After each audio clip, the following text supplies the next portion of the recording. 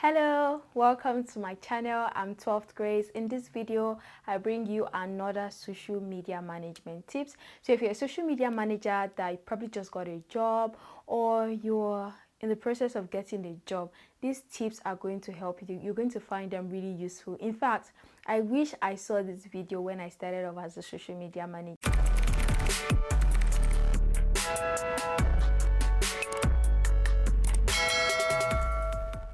Number one, request for an appointment letter. So when you finish the whole negotiation and then you've done the interview, you've passed, and they're like, you got the job. Some clients and employer just tell you with words of mouth that okay, you're hired.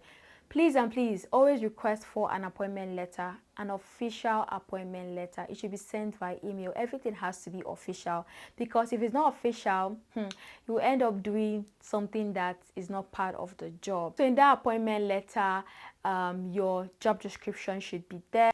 That's your duties and responsibilities, your working hours, your salary and stipend or whatever benefits you're going to get, and the length of probation. Your probation could be 1 month, 2 months, 3 months. So you have to have that appointment letter because it sets you on the right path to the job. It's advisable that you request for an appointment letter so you don't end up doing jobs that you're not supposed to do. Number two, read and understand the contract before you sign. So I was working with this client that gave me a contract, and I read it, but I didn't really understand some terms and conditions. But part of the terms in the contract was that I'll be on probation for 6 months, and that's a whole lot of time. And 6 months, and some contract they'll say it's some contract it will be written that you have to work with the company for not less than a year. So basically, some even say up to 2 years. So you have to be careful, like read it carefully to know what exactly are they talking about, and you should be able to know if it's a terms that you can accept or something that you have to bring to the negotiation table, and then the contract can be redrafted.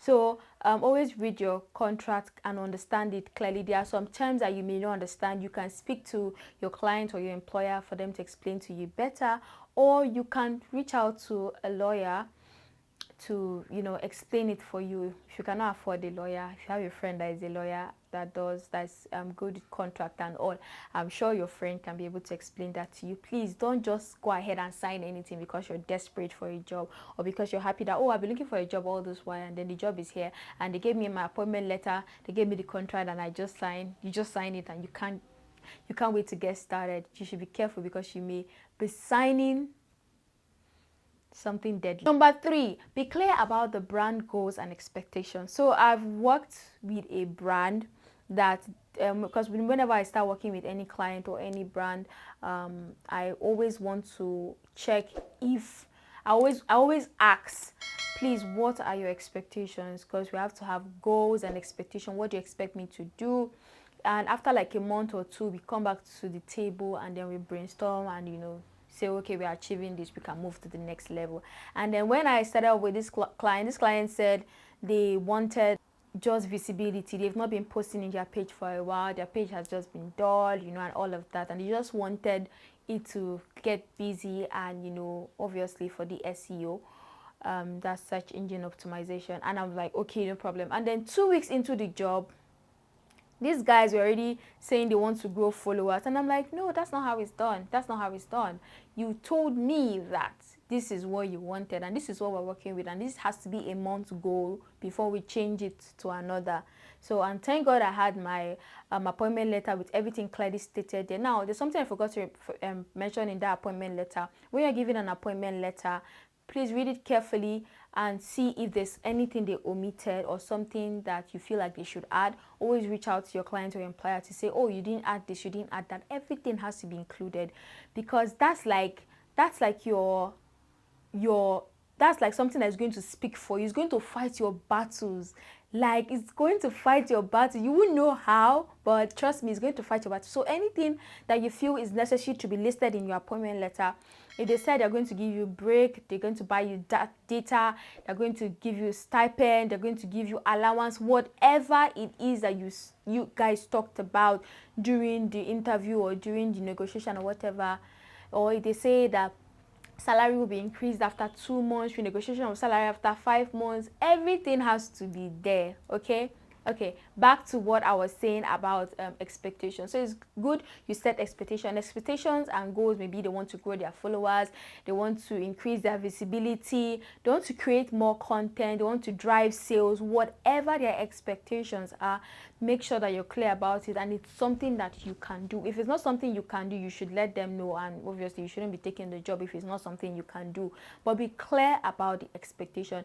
If you cannot grow their followers to 1,000 in 1 week, please don't promise them things that you cannot keep. That job it will not even last long, and then you end up ruining that work relationship. So be clear about your client's expectations and also be realistic about their goals. So if they tell you they want to grow 2,000 followers in 1 day or like 3 days, it's your job to tell them, oh, you cannot do that though. You have to break it down, explain to them, because most times these clients or employers, they don't really know stuff about social media management. That is why they're employing you. So it's your job to educate them on unrealistic goals and help them to put them in the right path. Number 4, so now that you understand, you have your appointment letter, you have signed your contract, you already know the expectation of the job. It's very important that you take note of the analytics. So on Instagram, Facebook, basically all the social media platforms have analytics. So it's very important that you take note of this analytics data, because it's going to be your saving grace. Your saving grace. Why I say this is because, like, immediately you start managing a page, the first thing you need to do is go to the analytics, take note of all the data, the impression, the engagement, the profile visit, the website click, the followers, the everything. Just take note of everything.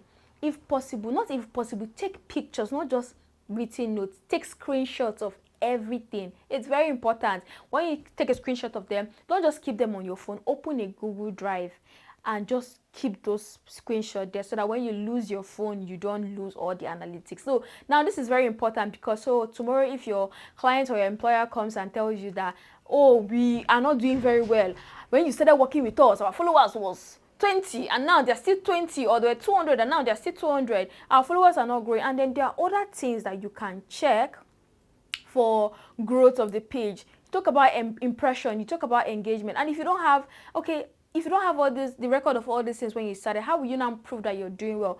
Who knows if they had that 20 followers and when you started with them, and then maybe 2 weeks in, and maybe when they had that 20 followers, the engagement was just 20 or maybe 15, and then when you started working with them, they still had 20 followers, but the engagement grew to like 500. That's like a big deal, but they don't know this, and it's not really like showing on their page that, oh, congratulations, you hit also engagement. Instagram or Facebook or whatever won't tell you that, so they won't give you that information like in your face, unless you go to the analytics analytics page to check all those things. So have a screenshot of them, keep them every week. Take note of this analytics. Take screenshots to keep them in the file, the drive.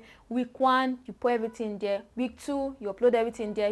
Keep doing it like that. Even if they don't if they request for it, you can do it in written form. Either create a Google Doc or either create a Word document, or you can create an Excel sheet and then put all the data there and give it to them, explain to them. So if you don't do this, there's gonna be problem.